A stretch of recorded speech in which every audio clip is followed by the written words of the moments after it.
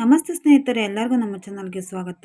ದೋಸೆ, ಚಪಾತಿ ಹಾಗೂ ರೊಟ್ಟಿ ಜೊತೆಗೆ ಒಳ್ಳೆ ಬೆಸ್ಟ್ ಕಾಂಬಿನೇಷನ್ ಆಗಿರುವ ಬೆಂಡೆಕಾಯಿ ಪಲ್ಯನ ಮಕ್ಕಳಿಗೆ ಹಾಗೂ ದೊಡ್ಡವರಿಗೆ ಎಲ್ಲರಿಗೂ ಇಷ್ಟ ಆಗೋ ರೀತಿ ಸ್ವಲ್ಪ ಲೋಳೆ ಆಗದಂತೆ ಅಂಟಾಗದಂತೆ ತುಂಬ ರುಚಿಯಾಗಿ ಯಾವ ರೀತಿ ಮಾಡೋದಂತ ನೋಡೋಣ ಬನ್ನಿ. ಅದಕ್ಕೂ ಮುಂಚೆ ನೀವು ನಮ್ಮ ಚಾನಲ್ಗೆ ಸಬ್ಸ್ಕ್ರೈಬ್ ಆಗಿಲ್ಲ ಅಂದರೆ ದಯವಿಟ್ಟು ನಮ್ಮ ಚಾನಲ್ಗೆ ಸಬ್ಸ್ಕ್ರೈಬ್ ಆಗಿ ಹಾಗೂ ಈ ವಿಡಿಯೋನ ಪೂರ್ತಿಯಾಗಿ ಕೊನೆವರೆಗೂ ನೋಡಿ.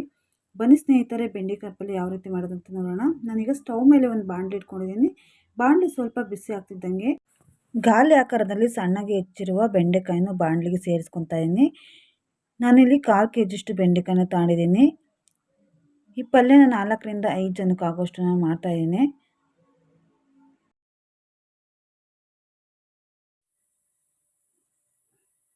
ಈಗ ಒಂದು ಅರ್ಧ ಸ್ಪೂನಷ್ಟು ಎಣ್ಣೆ ಹಾಕ್ಕೊಂಡು ಫ್ರೈ ಮಾಡ್ಕೊತಾ ಇದ್ದೀನಿ. ಸ್ಟವ್ನ ಲೋ ಫ್ಲೇಮ್ನಲ್ಲಿ ಇಟ್ಕೊಂಡು ಈ ರೀತಿ ನಿಧಾನವಾಗಿ ಫ್ರೈ ಮಾಡ್ಕೊಬೇಕು. ಈಗ ಒಂದು 5 ನಿಮಿಷ ಫ್ರೈ ಮಾಡ್ಕೊಂಡ ನಂತರ ಮತ್ತೆ ಒಂದು ಅರ್ಧ ಸ್ಪೂನಷ್ಟು ಎಣ್ಣೆ ಹಾಕ್ಕೊತಾ ಇದ್ದೀನಿ. ಮತ್ತೆ ಎಣ್ಣೆ ಹಾಕ್ಕೊಂಡು ಸ್ಟವ್ನ ಮೀಡಿಯಮ್ ಫ್ಲೇಮ್ನಲ್ಲಿ ಇಟ್ಕೊಂಡು ಫ್ರೈ ಮಾಡ್ಕೊತಾ ಇದ್ದೀನಿ. ಈ ಬೆಂಡೆಕಾಯಿ ಪಲ್ಯನ ಬೇಗ ಮಾಡ್ಕೊಬೋದು, ತುಂಬಾ ಈಸಿಯಾಗಿ ಮಾಡ್ಕೊಬೋದು. ಮಕ್ಕಳಿಗೆ ತುಂಬಾ ಒಳ್ಳೆಯದು ಈ ಬೆಂಡೆಕಾಯಿ ಪಲ್ಯ. ನೋಡಿ, ಈಗ ಬೆಂಡೆಕಾಯಿನ ಹುರಿದಿದ್ದಾಗಿದೆ. ಈ ರೀತಿ ಕಪ್ಪಾಗ್ದಂಗೆ ಚೆನ್ನಾಗಿ ಹುರಿಬೇಕು. ನೀವು ಸ್ವಲ್ಪ ಜಾಸ್ತಿ ಫ್ರೈ ಮಾಡಿದ್ರೆ ಕಪ್ಪಾಗುತ್ತೆ, ಆದ್ದರಿಂದ ಸ್ಟವ್ನ ಮೀಡಿಯಮ್ ಫ್ಲೇಮ್ನಲ್ಲಿ ಇಟ್ಕೊಂಡು ಹುರಿಬೇಕು. ನೋಡಿ, ಈಗ ಮತ್ತೆ ಬಾಣಲಿ ಇಟ್ಕೊಂಡು 1 ಸ್ಪೂನಷ್ಟು ಎಣ್ಣೆ ಹಾಕ್ಕೊಂಡು ಸ್ವಲ್ಪ ಸಾಸಿವೆ ಹಾಕ್ಕೊಂಡು ಸಾಸಿವೆ ಸಿಡಿತಿದ್ದಂಗೆ ಒಂದು 3 ಮೀಡಿಯಮ್ ಸೈಜ್ ಈರುಳ್ಳಿನ ಸಣ್ಣದಾಗಿ ಹೆಚ್ಚಿ ಹಾಕ್ಕೊಂಡಿದ್ದೀನಿ. ಮತ್ತು 4 ರಿಂದ 5 ಹಸಿಮೆಣಸಿನ್ಕಾಯಿನ ಸಣ್ಣದಾಗಿ ಹೆಚ್ಚಿ ಹಾಕ್ಕೊಂಡು ಫ್ರೈ ಮಾಡ್ಕೊತಾ ಇದ್ದೀನಿ. ಒಂದು 2 ನಿಮಿಷ ಫ್ರೈ ಮಾಡ್ಕೊಂಡ ನಂತರ 1 ಸ್ಪೂನಷ್ಟು ಕಡಲೆಬೇಳೆ ಹಾಕ್ಕೊಂಡು ಸ್ವಲ್ಪ ಬಣ್ಣ ಚೇಂಜ್ ಆಗೋ ತನಕ ಫ್ರೈ ಮಾಡ್ಕೊಬೇಕು ಈರುಳ್ಳಿನ.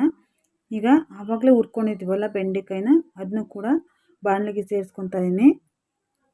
ಈಗ ಬೆಂಡೆಕಾಯಿನ ಕೂಡ ಈರುಳ್ಳಿ ಜೊತೆ ಸ್ವಲ್ಪ ಹೊತ್ತು ಫ್ರೈ ಮಾಡ್ಕೊಬೇಕು.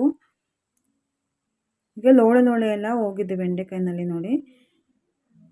ಈಗ ನೋಡಿ, ಒಂದು ಸ್ವಲ್ಪ ಹುಣಸೆ ನೆನೆಸಿದ್ದೆ ನಾನು ಆವಾಗಲಿನ ಒಗ್ಗರಣೆ ಮಾಡೋಕ್ಕೆ ಮುಂಚೆ. ಅದನ್ನ ಇವಾಗ ಕಿವುಚ್ಕೊಂಡು ಹುಣಸೆಹಣ್ಣಿನ ರಸನ ಕೂಡ ಬಾಣಲಿಗೆ ಹಾಕ್ಕೊತಾ ಇದ್ದೀನಿ. ಹುಣಸೆಹಣ್ಣಿನ ರಸನ ಸ್ವಲ್ಪ ನೆನೆಸ್ಬಿಟ್ಟು ಅದ್ರ ರಸ ಹಾಕ್ಕೊಂಡು ಸಾಕು. ನೀವು ಜಾಸ್ತಿ ನೆನೆಸಿದ್ರೆ ಜಾಸ್ತಿ ಹುಣಸೆಹಣ್ಣು ರಸ ಹಾಕ್ಕೊಂಡ್ರೆ ತುಂಬಾ ಹುಳಿ ಆಗುತ್ತೆ.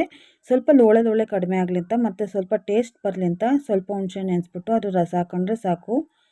ಈಗ ಚೆನ್ನಾಗಿ ಫ್ರೈ ಮಾಡ್ಕೊಂಡ ನಂತರ ಈಗ ಒಂದು ಅರ್ಧ ಲೋಟದಷ್ಟು ನೀರು ಸೇರಿಸ್ಕೊತಾ ಇದ್ದೀನಿ.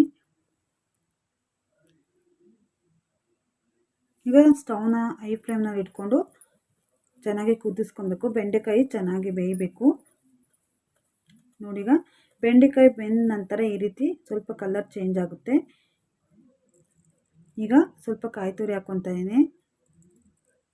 ಈಗ ಸಣ್ಣದಾಗಿ ಹೆಚ್ಚಿರುವ ಕೊತ್ತಂಬರಿ ಸೊಪ್ಪು,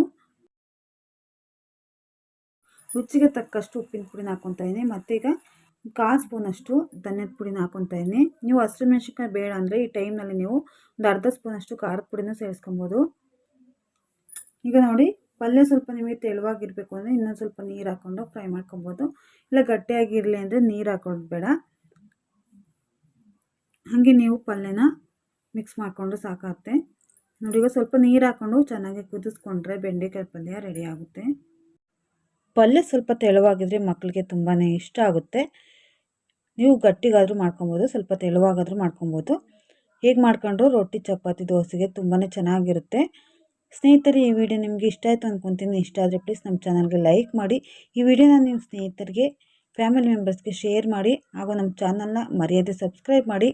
ಈ ವಿಡಿಯೋನ ಕೊನೆವರೆಗೂ ನೋಡೋದಕ್ಕಾಗಿ ತಮ್ಮೆಲ್ಲರಿಗೂ ಧನ್ಯವಾದಗಳು. ಮತ್ತೆ ಮುಂದಿನ ವಿಡಿಯೋದಲ್ಲಿ ಭೇಟಿಯಾಗೋಣ. ನಮಸ್ಕಾರ.